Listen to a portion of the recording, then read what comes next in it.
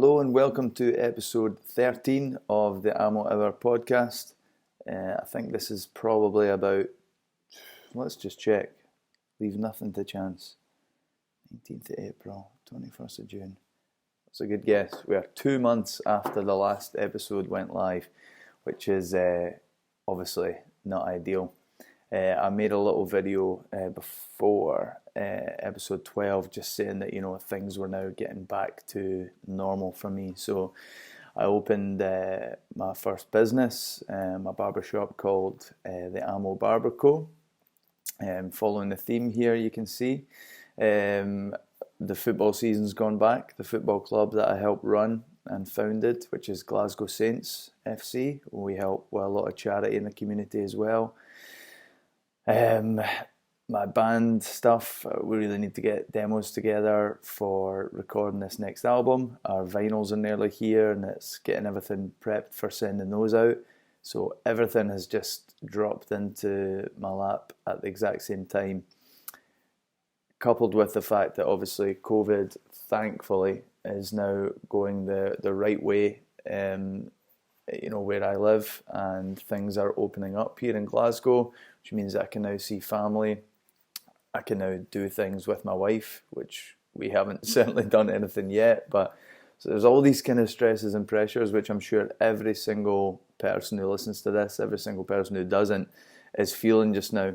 We should be really happy and thankful that life is returning, but we've filled our lives up with so much to fill that void of kind of normality and working, that where's the space now that all the other stuff's coming back to it. So I am feeling quite stressed, get a bit anxious from time to time, trying to find where this equilibrium lies, and where the balance is going to happen. Some things are going to need to be sacrificed. I'm going to need to make some changes somewhere because, can't do everything. It just stretches you too much. And every single thing is positive. Like, there's not a bad thing here.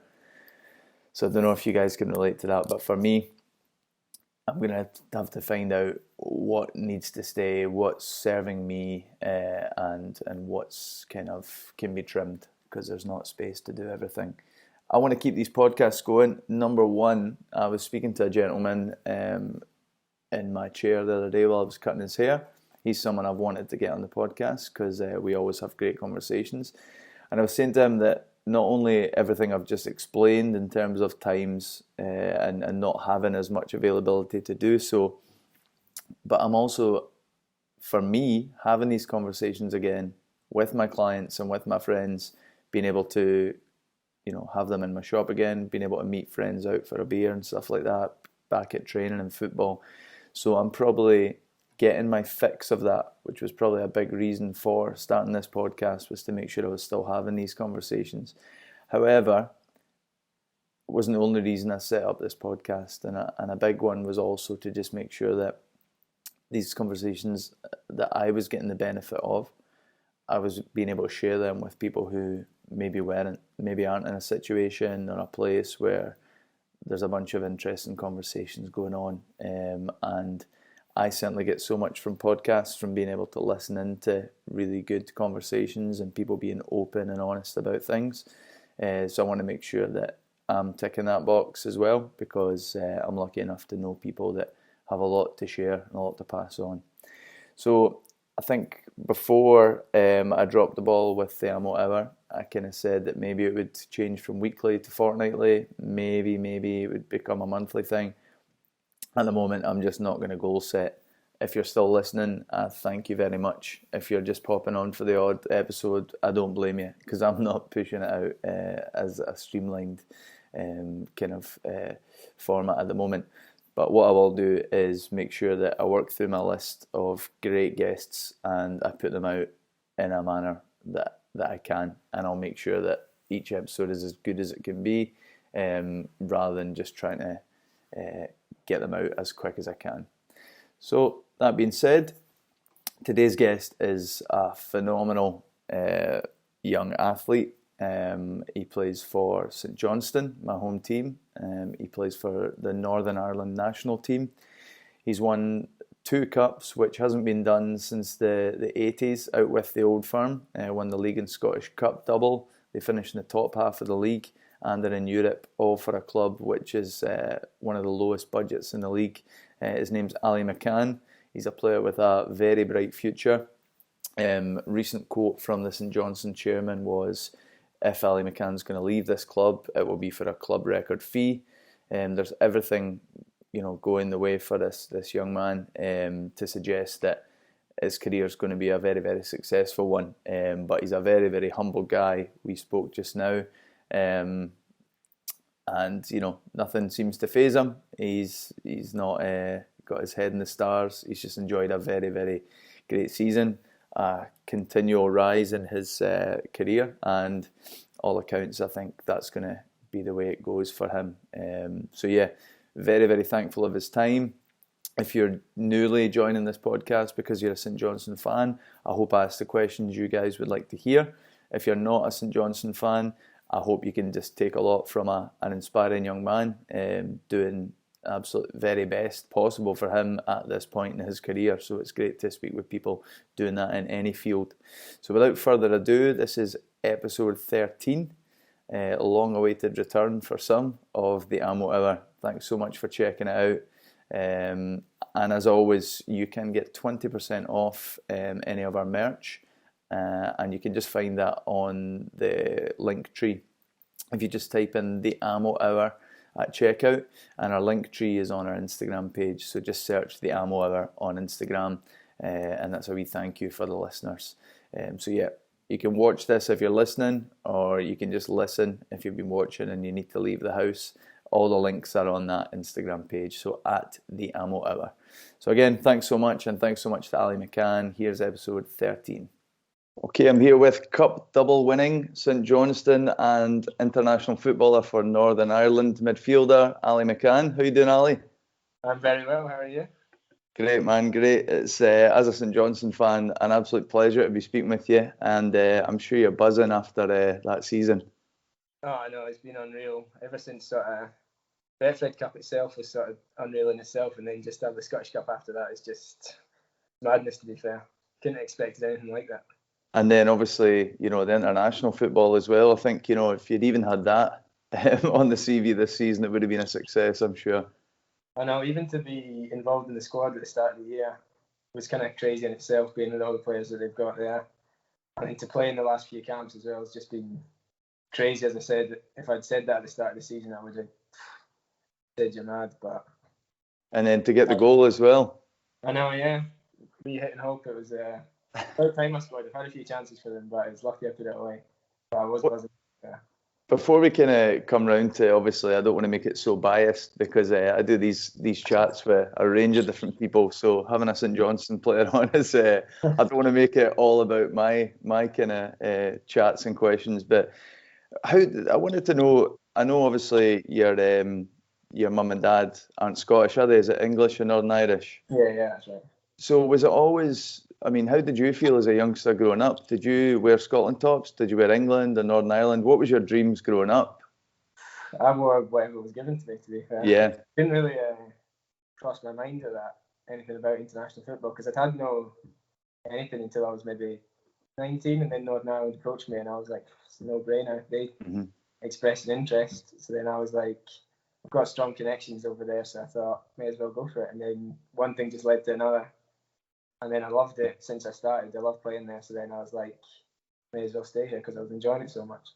That's brilliant. Did Scotland try anything? Did they try and get you back or anything? No, I don't even think they know I live over here. So. They've got quite a track record of letting top players slip under the radar. MacArthur, McCarthy, McGeady. Yeah. And I think you'll go down as one of them as well, to be honest. So there's something going wrong there, but obviously fantastic for Northern Ireland, and they look like they've got a good crop of players. They missed out this time, obviously you guys have, but it looks good for the future for you.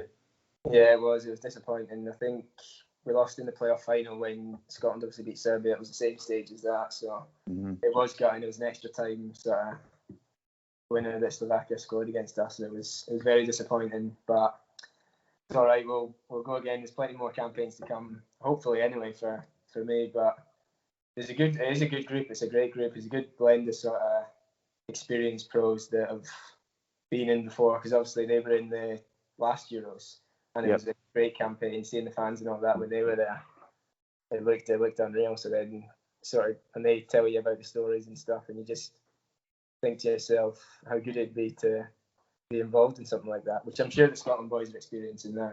Yeah.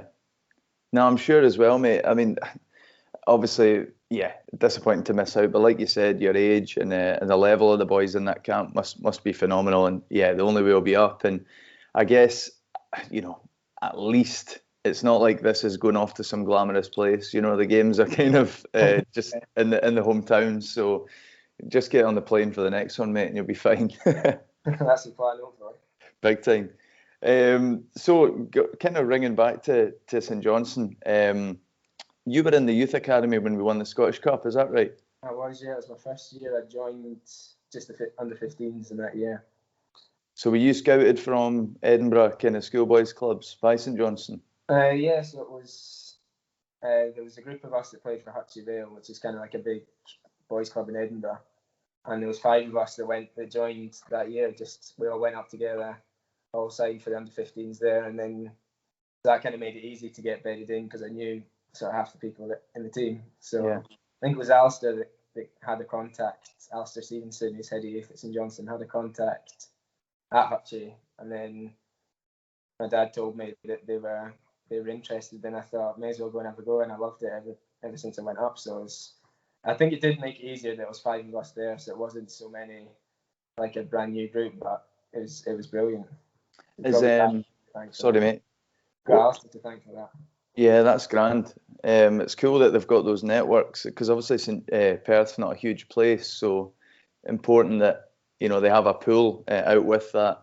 Yeah, so I think Alistair was at Hibs before, so I think he knows people in Edinburgh, so I think that there's some sort of connection there. That's brilliant. Were the Kerrs part of that? No, he's a few years older than me, so he was at the other boys' club, right? Castle, which is kind of Hutchie and Tiny, the 2 sort of big ones in Edinburgh. So he was in the other one, and nice. He was a few years older than me. That's good. Just quickly on Jason Kerr, as a fan, you see a lot of players on the pitch being super vocal. Obviously Perth boy Liam Gordon. McCart can shout a bit. Xander. Kerr always looks quite quiet on the pitch, Jason Kerr, but obviously he's been picked as a very young captain and has done some incredible things. So are his leadership qualities about more than just the traditional barking orders and things like that? I wouldn't say he's quiet, but he just looks it next to Gordy because Gordy's yeah, I guess so. Like in history, he's big foghorn at the back, so you can't.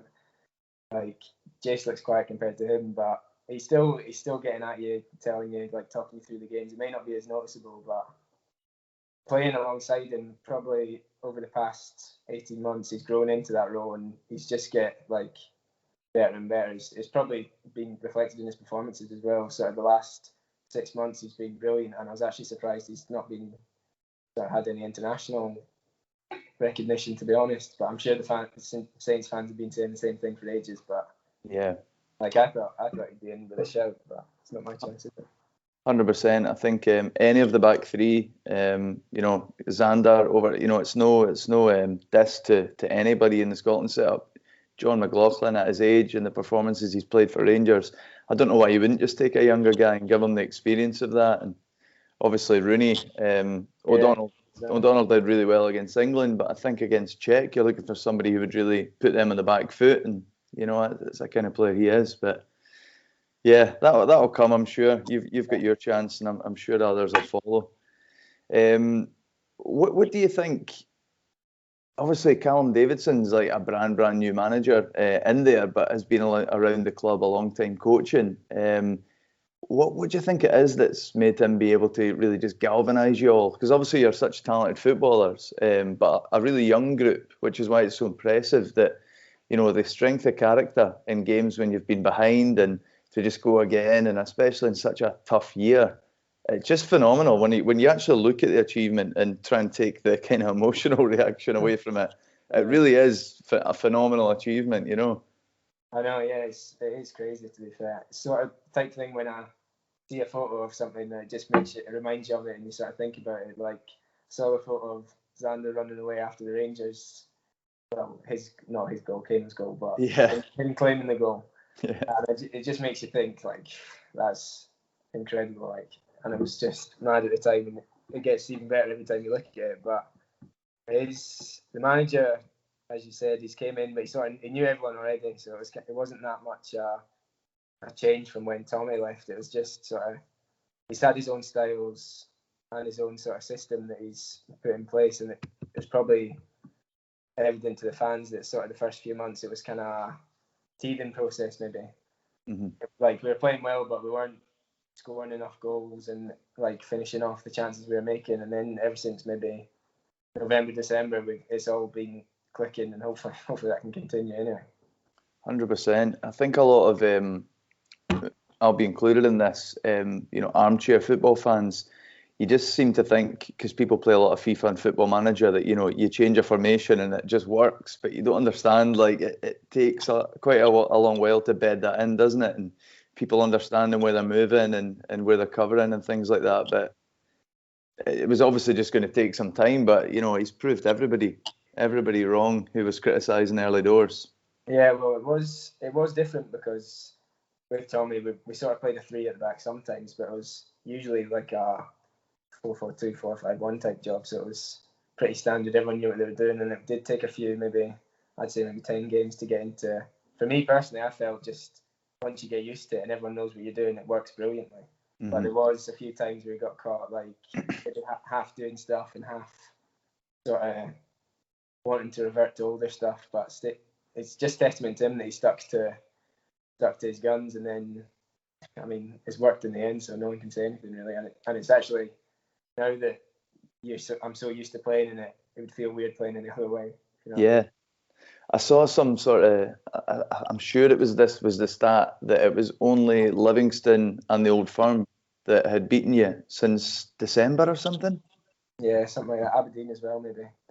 And that's phenomenal. It's if you even take the cups away and the resurgence from the bottom of the table right up to getting the top 6, like that just shows that once that clicked for you boys, there was no upsets really.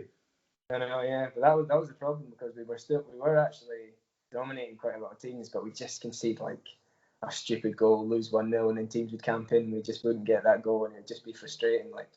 Yeah. But towards the end, like the back 3 have been like unbelievable. The 3 of them are like brilliant.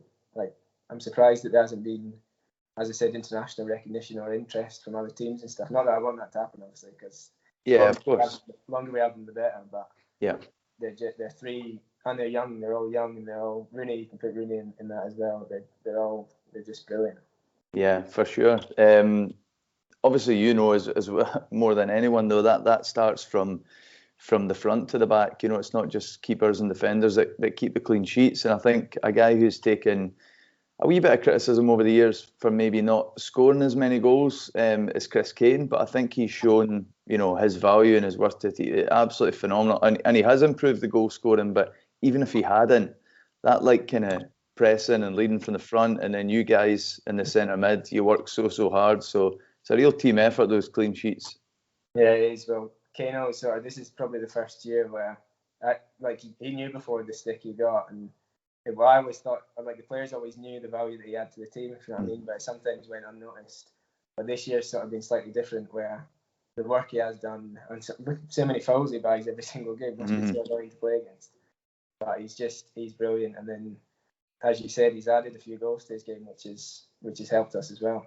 Yeah, it's phenomenal, because I think at a club like St.Johnstone, it's never I mean, obviously, I've moved to Glasgow a few years ago. I was a season ticket holder as a younger man, but I don't get through as much now.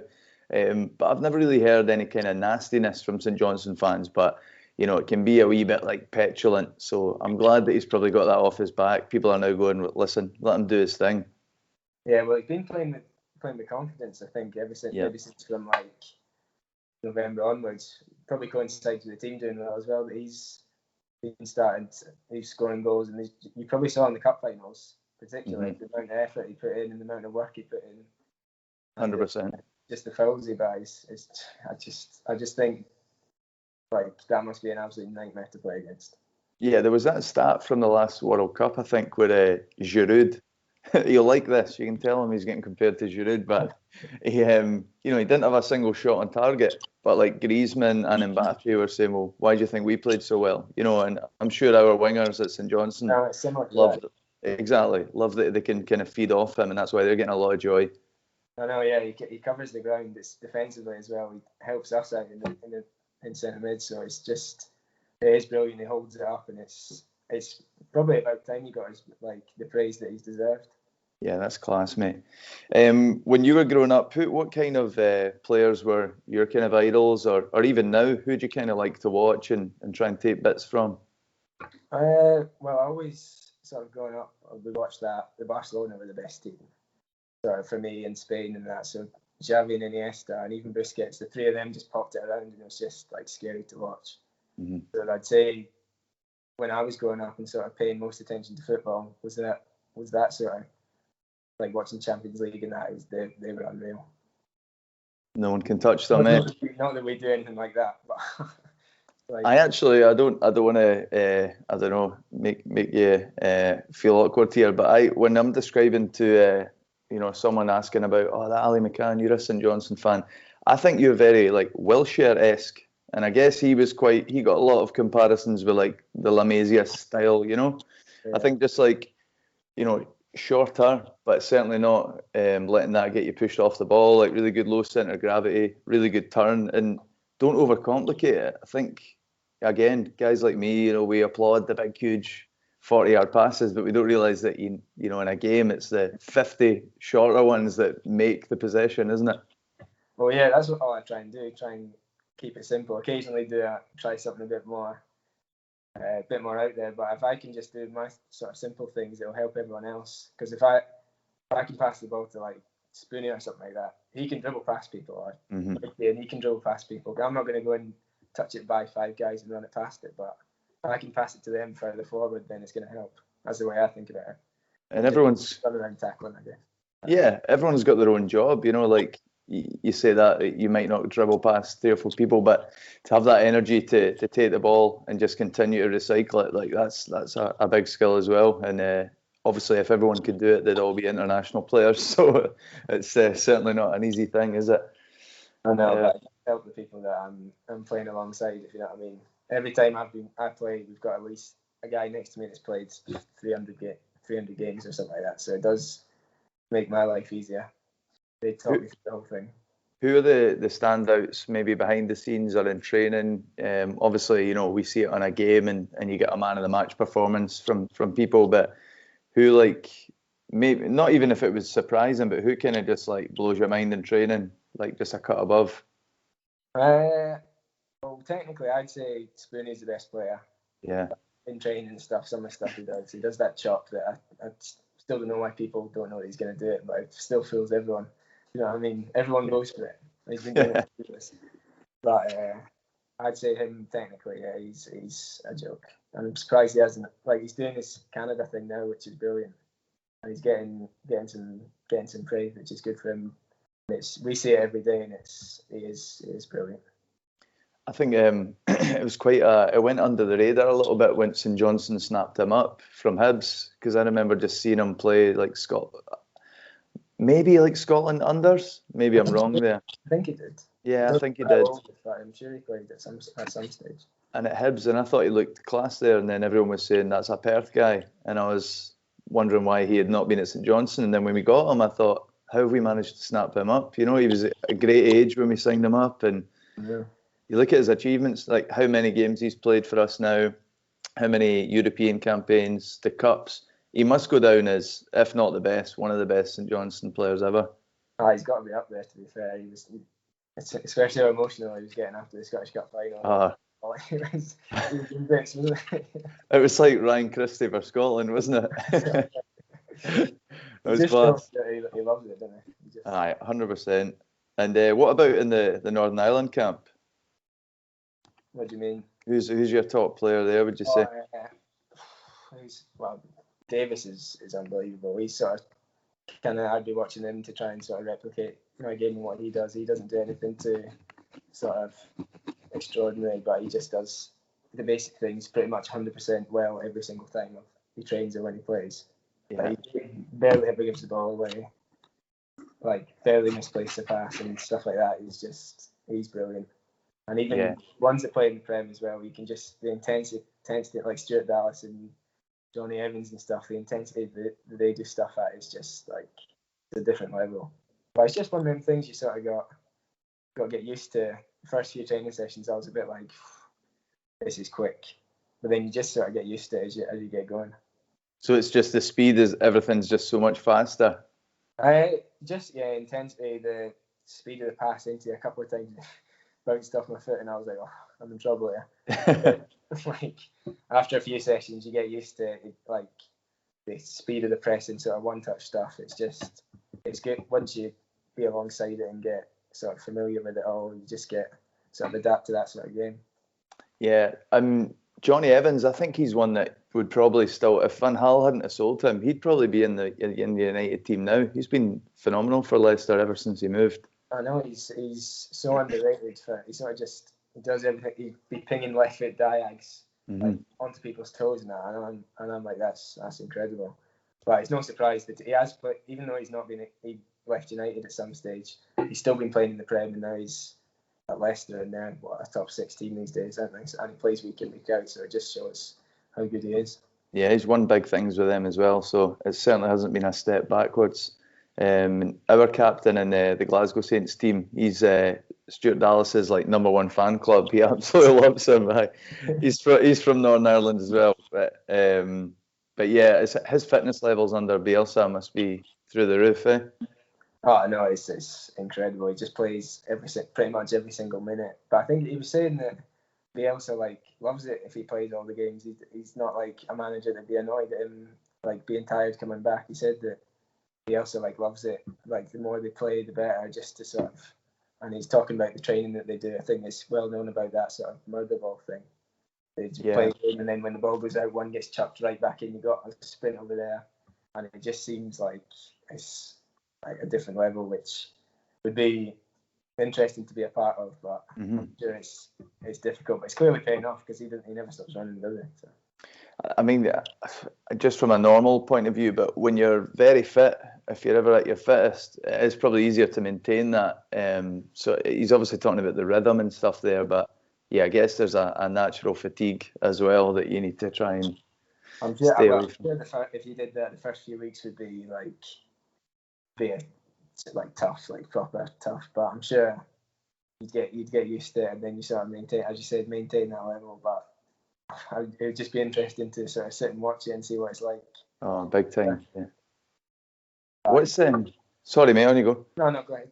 I was just gonna say, what's a kind of typical? Because I know a lot of the St. Johnstone players, they don't live in Perth and stuff. What's a kind of typical day as a St. Johnstone player? A training day, maybe. I'm sure it's standard at most clubs, but this year, it's been quite annoying because you've got to drive yourself. Like I live in Edinburgh, there's a few lads live in Glasgow, so you've got to drive up, which obviously isn't ideal. But usually you travel in with whoever's nearby, get in maybe 10:45, something like that, and then start training at 11 or 11 o'clock. Train for maybe 2 hours, hour and 45, something like that. Get your lunch, get showered, do a bit of gym, depending on sort of the schedule, and then go home. Really, so you can't really complain with that. It's cool that that's a job. Yeah, of course. Obviously, you work really hard. Is it all tailored at St. John's? Like, do you have your own specific gym programs and stuff? It's difficult because at the start of the season, it's all quite regimented and it's strict in what you do. But as soon as sort of a midweek game comes in, it's difficult to keep it going because you can't do 2 or 3 gym sessions a week when you're playing twice a week. So it's hard to sort of juggle that, and then it gets kind of independent where you do it when you feel you need it. But if you're playing, say you play 90 minutes Wednesday and Saturday, you're not going to do a gym session on Tuesday like you normally would. So it's difficult, but you get like a degree of independence to do it, which is quite nice. It's not like you're not forced to do anything. You just do what you feel you need, and that's good for. I mean, you need to be as professional as possible, so it's good in that way. But at the start of the season, like the next few weeks will be quite quite strict in what you do. Sure, yeah. If somebody's not doing it, they'll be pulled up. Like, I don't feel I need it. It's like, well, you're very slow, so let's up that a wee bit. Were you at the club? I know they've built the kind of grass pitch now behind the stadium, which is class. Were you there when that was there, or did you have to go to? They used to go to like Stirling and stuff, didn't they, to train? I was there before, yeah. So it used to be a Stirling on a Tuesday, or was it a Thursday? I can't remember what was one of those two. But Stirling was all right because it was still like it was a good setup there. But the uni's been refurbing for ages, so that's been out the window recently. But sometimes we used to, in pre-season especially, we used to go to Kilgraston school there. Oh yeah. It's tracks painted out, running tracks. We've got a run around there, which isn't nice because you sort of get that feeling of pre-season in your stomach when you're pulling up, which is a bit minging. But since that thing's been done up around the back of the training ground, well, say training ground, the stadium, it does feel like it's a proper training ground now. Yeah. It's got the big side gates around the back. No, I think it looks really impressive when you're driving around the back. Now they've kind of taken that away for that road, and all the blue fences and stuff. So yeah, I guess it's just modernising. It's a real community club. So we all know, we don't have the finances to make some huge complex, but it's slowly building, I guess. No, it's good. We've got what we need, so you don't exactly. Like you can't really complain. You've got pitches, you've got all the gear, you've got a gym inside. Might not be the biggest, but you've got all you need. So it's not like any of us are too high maintenance as well. We just get on with it.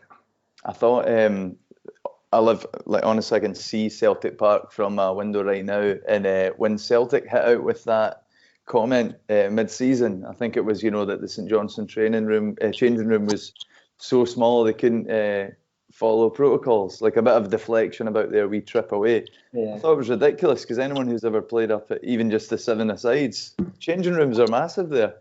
I know. I thought that was a bit weird because we give them 4 changes. It's like, I don't know if you've ever played in the Astro there. It's got It's the Astro change rooms. They get 4 change rooms. Exactly. Big open hall down the way. Corridors are open so you can get in and out easily, and it's not going to chuck any teams under the bus, but it's a lot bigger than some of the places we've been at. For sure, man. Yeah.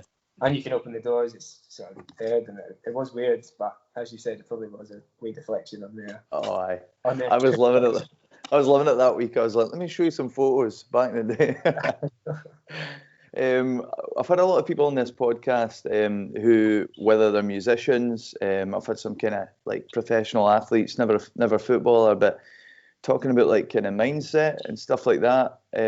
Obviously, some people are just, and that's probably why you make it to the top. You're just naturally not really phased or things like that. But has there ever been anything you've had to work on, or has there been routines that help you if you're ever feeling, I don't know, nervous, or there's been criticisms, or you're trying to get up to the level you can get to? Is there anything that kind of you use? There's nothing I use in particular. I try not to get too sort of set in a routine, because then if something comes up and you can't do, or you can't say eat the same thing before a game or something like that, I don't let it affect me, because that will get in your head and you'll end up playing. You won't end up playing well, and it's just one of them things you got to, like, even if you play 3 games in a week, you got to tell yourself you feel all right. And then once you get started, the adrenaline takes you through. But I don't have any sort of set routines or superstitions or anything, because I just think you can think about it too much.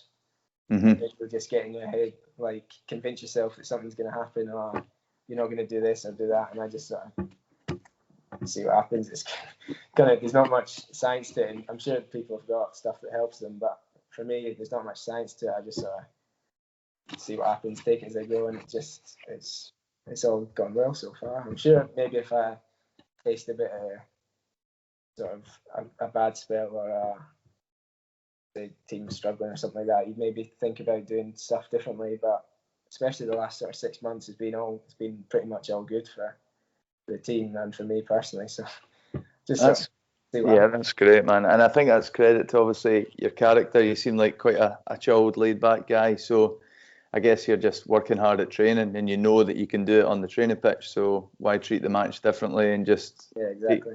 Do you kind of just take it like play by play rather than trying to worry about the whole match ahead of you? Well, yeah. Well, sometimes in training I'll have a stinker throughout the whole training. You just go like, "Jeez, I was terrible there," and then you just go, "Well, there's nothing you can do about it now, is there?" Even in games, if you do something wrong, you just got to say, nothing you can do about it now. Even if it, like, thankfully nothing too bad has happened. But if you give the ball away and the other team's counter-attacking, you're just praying, please don't score, and then the ball goes out, you're like, it's fine now. There's nothing you can do about it now. But you just sort of can't dwell on it too much, and you're always going to get, like, if you have a poor training, you're always going to train again tomorrow. 100%. Like, there's going to be another game, you're going to get on the ball in 5 minutes if you do something bad. So I just sort of think you can't dwell on it too much, or you'll just get in your own head, and that's sort of the worst thing you can do, for me personally anyway. No, that's good advice. Solid. Obviously, I'm sure it's probably quite obvious in terms of teams, but who's been your kind of biggest challenges in terms of opponents in the league, like battles you've had with other SPL players? Well, in terms of teams, Rangers and Celtic are obviously a step above, so you kind of approach those games a wee bit different. But then again, saying that, the 2 games we had against Rangers towards the end, we kind of had not nothing to lose, but they were expected to win, like, to beat us, to knock us out of the cup and carry on the unbeaten. So we just sort of pressed them a wee bit more than we maybe have done previously, and it worked, because especially when you're at home and the pitch maybe isn't so good, or it's cold or something like that, if you go after them, it's a bit, we got a bit of joy after that. But in terms of players, a guy who's really good and probably underrated is Kamara from Rangers. Yeah, he does the wee sort of body feints. You think you're going to tackle him, then you shift it away, and you're like, got to run back now. Yeah. And it's like, fans maybe not notice stuff like that, but he doesn't do anything like too spectacular, but he just does wee sort of shifts and can't really get the ball off him, so you kind of just keep him further back and don't try and press him. But a few times I've thought, right, I'm getting him there, and then he just shifts away, and you're like, fuck's sake. Like, tough one, eh? Yeah. He's been getting a lot of praise in the Euros as well. I think it's been noticed a lot, isn't it? Yeah, I think he'll probably have some interest this summer, because he's a player that sort of would probably suit the international game or European game or something like that. So he's brilliant. So I'm sure he's got teams looking at him, especially if he's playing the Euros as well, because he's a good player. Yeah. It's hard to play against. 100%. Right. Since we've kind of snuck up on that topic, I'm not going to put anyone on the spot, but just in terms of feeling in the camp. Obviously, the chairman himself came out in the paper a couple of days ago, or maybe a week ago, and said that certainly if Ali moves, it'll be our most expensive sale ever. Which for any other club watching, they probably think means huge. But St. Johnstone, I always think, don't drive a hard enough bargain. I mean, I think Callum Davidson's still a record sale at like 1.7 million or something. Yeah, Stevie May, does he? Aye. Stevie May had just scored 30, I think, and won a Scottish Cup and didn't even go for $1 million. So I think we need to be tougher negotiators. But on that point, what's the feeling within the kind of the group? Because obviously, I'm sure you guys all love your time at St. Johnstone. Us as fans love it, but we totally understand where we are as a club. Players should be free to go on and do bigger things, and if you keep that relationship good, like you've seen with Callum at the end of his career, Stevie not at the end of his career but coming back. Players feel welcome to come back if they've went and tried it. Do the guys, it could be driven by agents as well, are they looking at bigger steps now? Or is it, right, look what we've done, we've got a European campaign, let's maybe keep the group together for another year? Is there a feeling in the air? Have you talked about that with your teammates? I can't speak for anyone else, because we're not back until next week, so I've not spoken with the other lads, but I've not heard anything, so I'm just happy to do what I've been doing. So as you said, we've got the European stuff to look forward to. I think I saw someone tweeted that it could be like Galatasaray, PSV, teams like that we could get drawn against. Yeah. Which is like once in a lifetime type thing, isn't it? So it's not as if any of us, I'm sure they're the same as me, are in any rush to go anywhere. And as you said, if the club can negotiate a good fee for if something does happen, then it needs to be for a good sort of price. But me personally, I've not heard anything, so I'm happy where I am for now. So. And that's good to hear. And yeah, like you said there with the European ties, I'm sure I'm not the only one finding it quite hard to figure out what. Yeah, it's mad, isn't it? But I think there's a safety net, isn't there? So you play this big glamour tie, obviously all the odds are against us, but we're the team to play those kind of games. And if not, you've still got European football after that. I think so. I think because we're going to the Europa League to start with, which obviously will be a really tough game, and you'll have nothing to lose going to play against whoever we get. But if we do get beat in that game, I think we've got a. I don't think we're guaranteed group stage in that new thing, but I think we've got to play a playoff or something like that in that conference thing. I think it's called. I don't know. There's so many different variables that can happen, but so Yeah, we'll just wait and see what happens. yeah, We've got to play that big Europa League thing first. So. yeah. I don't think anyone knows. I think that's great. What a great thing to look forward to, because it's kind of like you can't lose, really. You've got to play a team that's really fancied. I remember being a wee boy and seeing Monaco Monaco beat us 3-0 in, I think it was 1998. Yeah, when were you born? That was 99, but I've seen the posters up in the players' lounge and that of the Monaco thing. Amazing. And then they came here, they had World Cup winner, they had Barthez, they had Dado Perso, they had Trezeguet, Diego Simeone, and we drew with them 3-3 at McDermott. It's absolutely phenomenal. So were you at the game? Yeah, I was there, mate. Yeah. My wee cousin sat in the Ormond stand, and I don't know why, maybe just socio-economic issues. It's a bit harder these days with the rise in cost of living, but we used to get much bigger crowds back then. I remember being at the game. At that game, it looked packed. Yeah, it was full, yeah. And even games, so, a few weeks before that, or maybe a month before that, the last game of the season, it was Saints versus Dundee, and we needed to win to get into Europe. And, that was full. You just wouldn't get that in the SPL now, I know, yeah. It's difficult with the prices going up and stuff, but yeah. For me, it does seem expensive, but it's not my choice, really, is it? Yeah, you need to go and chap on Steve's door. Listen, mate. But yeah, I hope obviously with what you've done this season, we get more crowds in there. But it is comparable to the rest of the country. It's not like St. Johnstone have this tiny support. It's based on population. I think we get the same as everywhere else. It's just all supports are kind of a bit lower, aren't they? I know, but it makes you wonder what this season would be like if obviously, because we were doing well, what it'd be like if fans had been allowed in. 100%. I still don't. It'll feel very real to you guys, but like I watched it on TV. I was at the Scottish Cup final, saying to my wife, my girlfriend at the time, but my wife now, that we'll never see this happen again. And then I was sitting here watching the League Cup one, and I was like, we'll never see this happen again. Then 2 weeks later. I know. But for the fans, I don't think it's proper sunk in. And as soon as they announce, like, surely they'll announce the Perth Council, like, when it's safe to do so, like a celebration. A wee tour thing, but yeah, sure, that's got to happen, surely. Aye, 100%. What were the celebrations like for yourselves after the cups, or the second cup, probably?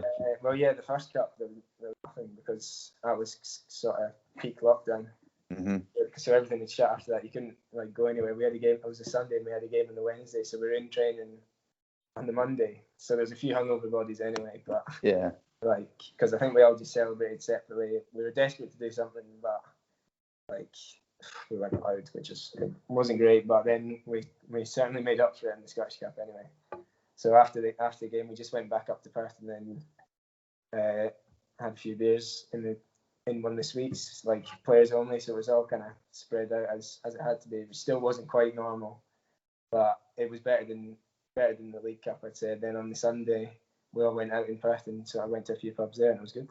Aye, I saw some of the footage. So like the Cherry Bank, and then I can't remember, is it the King James or something? But Sean Rooney was singing his own song on karaoke. He was singing that the whole weekend. I've got loads of mates in London just now. Well, they'll be coming back, but they were down for the Scotland game, and Rooney's in about 40 pictures. We were on the phone. Hands in his hand. Totally. Loves it though. He's brilliant. Is he? I think he's on open goal today, isn't he? Actually, I saw that just before I came on here. Don't see what he's saying to it. Don't worry, Ali. This is a better podcast, I promise.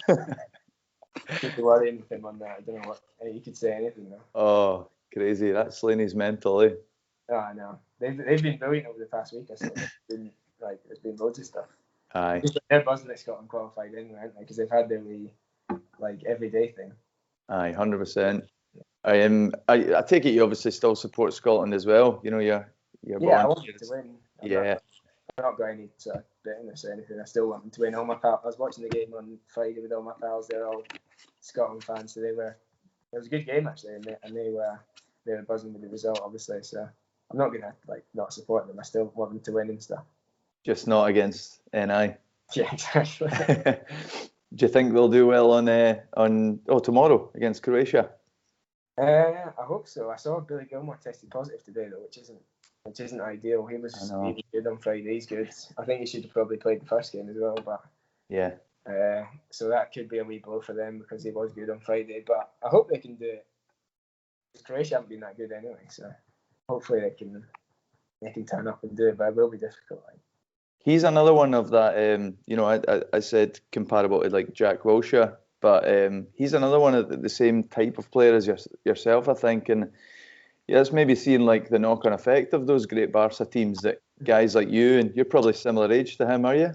I'm a few years older actually. Yeah, but you would have been wee kids watching Barca, and it's obviously how the coaches have taught it for a while now. Yeah, well, I played against him in a 20s game a few years ago. I was playing right back actually at Airdrie, and I think he was like 15. He was this wee guy in centre mid, but he was brilliant. Even then, he was like the youngest guy, smallest guy there, but he was the best player. And I was like, who is he? He's decent. He'll probably go far. And I think not long after that, I think he went down to Chelsea. So it's like no surprise really, because he's a good player, and you can see it when he plays for Chelsea as well. He's yeah, it's quite a change to maybe 2 decades ago when if you weren't 6 foot, you probably were just getting pushed away. It's good that it's not all about that. No, good for me anyway. But... And we're seeing better players because of it. Well, you can see it in the standard of play that's coming through anyway. So even like McCann I know he's strong and he's sort of like stocky in that and strong, but he's not the tallest, he's not the biggest. He doesn't go and like bully anyone. And even Tierney and Robertson, they're probably the best too, and they're not giants, are they? So it's probably a good thing for the country in general. That sort of mindset has moved on. Well, hopefully it has anyway. 100%. So you said you're going back to pre-season next week. Have you guys been given any kind of briefing of what to expect, or do you know what to expect? It's sort of the same old. You always get a wee bit nervous turning up on the first day. You're like, you're gonna get a doing here, but you just got to get through the first week. So I've not had any. Manager said to take 2 weeks after I got back from international, no running, which is quite nice when he phoned me and said don't do anything for 2 weeks. It was quite nice, so I didn't have to do anything. But now that we're going back, I'm sure it's hard. It's always hard. You can't get out of it. You just sort of got to do it, and then afterwards you do feel good. But it is tough. It's not a nice maybe first 10 days of that. It's pretty big, to be fair. Yeah. I think it's going to be a tough league next season as well, because a lot of the other kind of teams below us are looking to start, recruiting some good bodies. We've got obviously another derby in there with Dundee coming up, so it'll be an exciting season already, I think. Yeah, well, we've got Hibs, Hearts, and Dundee United as well. Hearts, of course, yeah. It's going to be difficult, but it probably makes the league a better standard, more competitive, which is going to be good to be a part of. To be fair, it's going to be difficult. But the derby games do make it a bit more exciting as well, a bit of needle in those, so that's nice. Another thing to sort of look at the calendar and pencil in and say you can let's go and beat them, if you know what I mean. Aye. Beat Dundee in the cup, to be fair. They don't want any part of it either. They don't think we're a derby, but that's just because we beat them all the time. I saw that before the game. I know. We just need to get. Aye, exactly. More incentive. It was the old Tommy Wright and Neil McCann at the sidelines. That kind of. I stand that day actually. The big fight. Andrew and Neil McCann. The photo was funnier than when they're holding each other's shoulder. I loved that. It was great. Then you've got Tommy Wright doing the big fans getting them up. It was class. What's your kind of? I mean, you seem pretty level-headed, so I'm not expecting you to say too much here, but. What's your aspirations as a footballer? Is it just to push on as much as you can, or do you have kind of goal setting? I don't really set any goals, which is probably what you expected, because you don't want to sort of disappoint yourself, but you just want to play at the highest level as what you can, what you believe you can. Obviously, internationally, I want to get as many caps as I can possibly, and hopefully get into a competition, because that's what they're the big stages. You can see every day now, everyone's watching pretty much every single game, and they're the big stages you want to play on. So that internationally would be sort of the goal for me. But at club level, you just got to test yourself.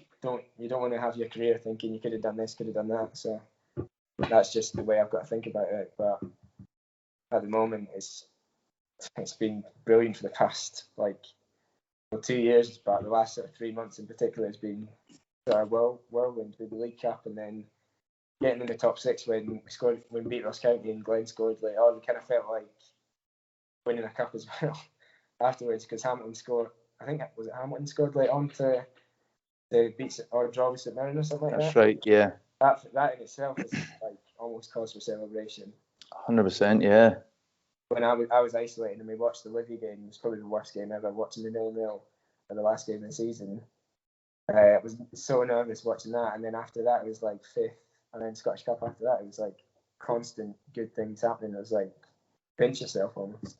Yeah, brilliant, man. And the Kilmarnock game, I think, was it maybe 2 weeks before or something, where you came from 2-0? Yeah, 2-0 at half-time, yeah. That in itself, you're seeing these big things happen, and you must just feel like you're riding on a wave, right, this is just falling into place. That Kilmarnock on itself was a weird one, because we'd actually played quite well in the first half. We conceded quite early on, which was quite annoying, but after that we kind of popped it around a wee bit, and we thought we should have scored a couple of goals there. It was 2-0 at half time, and I was thinking if we do score one, probably going to win. Mm-hmm. And then I think Guy scored, and then after that I just thought we're going to win this game, and we just sort of peppered them until we did, and then I think we deserved it. But that was kind of at a point where we didn't really feel like we would lose any games like that. I don't know, it's not really sounds a bit sort of cocky at that, but it's just sort of there was confidence throughout the team where games like that, we just thought we'd get the better of teams around us. Hard to explain. It wasn't anything in particular. It was just sort of a mindset. No, I think that makes perfect sense. I don't think the players ever come across as cocky, and it's probably from the manager, isn't it? It's just a built-in kind of resilience, a belief in what you do. You could lose games, so it's on the edge, but it won't be for lack of kind of hard work. And I think that's what you alluded to earlier. It was, if you make a mistake or that, it's not for lack of focus or trying. Things will happen, so just brush it off and go to the next one. Yeah, exactly. We were just sort of, as you said, riding on the crest of the wave. It was just one thing after the other. We just managed to get over everything. Even though if we did lose here and there against Livy and Aberdeen sort of thing, next game it was just sort of reset and just went for it again. It was a good time to be a part of, to be fair. It makes all the sort of the start of the season where it wasn't so good kind of just worth it, because we got to that stage in the end. Obviously we're right at the start of your career, but do you think about what you want to do in kind of 15 years time or so? Would you want to stay in football long term? I haven't really put my mind to it. I'd like to obviously stay in and around it and be involved in some respect, but you never know what's going to happen. To be honest, obviously anything, you could be anywhere, could be doing anything, but to see pros that go into sort of coaching in the media, it all looks good fun. You see Liam Craig sort of dipping his toe in a few things, and he's been doing his coaching badges, sort of taking reserves for training sessions, and he loves it, and it does look like it's enjoyable. So I couldn't say now what I'm going to do, but I'd like to think I'd be involved in some respect. Maybe a future Callum Davidson Mark II, mate. Who knows? I've got that in the locker. He wouldn't have known at the start either, mate. Yeah. Just get Leicester on the phone, follow the footsteps. What about in terms of kind of youngsters coming through? Is there anyone that's taking your eye, or anyone you know and breaking through? The big goalie just signed a new deal, Ross Sinclair. He's brilliant. He's had a tough time. I think he had stress fractures in both his wrists, which isn't ideal for a goalie, to be fair. No. In the cast in both arms for a few months, but I think he's back now, so he's really good. He's a good player. And who else? Young Sam Denham's good centre half. He's a good player. He's sort of following, well, hopefully what Jason did. He's been out on loan at Edinburgh City, so Jason's played like 100 games on loan. So if he could do anything like that, and then sort of readies you for coming in, so he's good. He's promising. Looking forward. Brilliant. And those guys are they training with you already, or are they still in their age groups? Obviously, he's on loan just now, but it's kind of been confusing recently with the sort of reserve league. Is kind of isn't really a thing anymore, to be honest. It was good for when I was younger. We played 20s games every week, and every like pro team had a 20s team. But I don't know what's happening with that. It's kind of went out the window a wee bit. And with COVID and stuff, you got to test everyone that you've got in, so you can't have sort of financially. You don't want to have players in if there's no games and stuff. So it's kind of been complicated. But so it means that everyone's been training together. Like Cammy Ballantyne as well, who's been on loan at Montrose for a while. He's brilliant as well. So I'd imagine he'll come back in pre-season with us and like be in and around it in this season. Brilliant, mate. We'll finish up just with what do you see as a success next season, like international, St. Johnstone? It's hard to build on that season just there. So hopefully I know. Sort of like hopefully it feels like there's been no break and you can just carry on and start like we finished. But it might not work like that. You just sort of got to see what happens. I'd like to think that we'd be up and in around top 6 again, albeit it'll be probably a slightly harder league with sort of Hearts and Dundee come back in. They'll be good teams, so it'll be difficult. But you'd like to back yourselves and think we could get that top 6 again. And like we did last season, we just sort of said if we get as far in the cups as we can. Don't think we're going to end up winning them both, but like a cup run's always nice. It kind of makes everyone excited, fans excited, the players excited. So we can get a wee run in something like that. I know that'll be later on in the season, but if we can get something like that, it'd be brilliant again. Mm-hmm. So Brilliant, mate. I guess would be the plan going forward.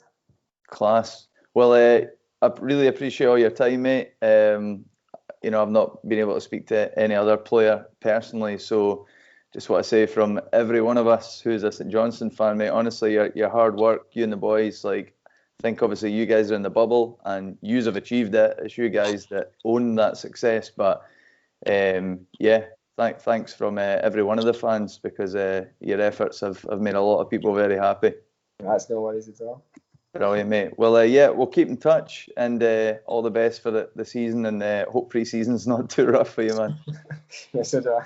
Yeah, class, man. Well, again, thanks, Ali, and enjoy the rest of your day, mate. You too, mate. Cheers. See you, pal. Yeah,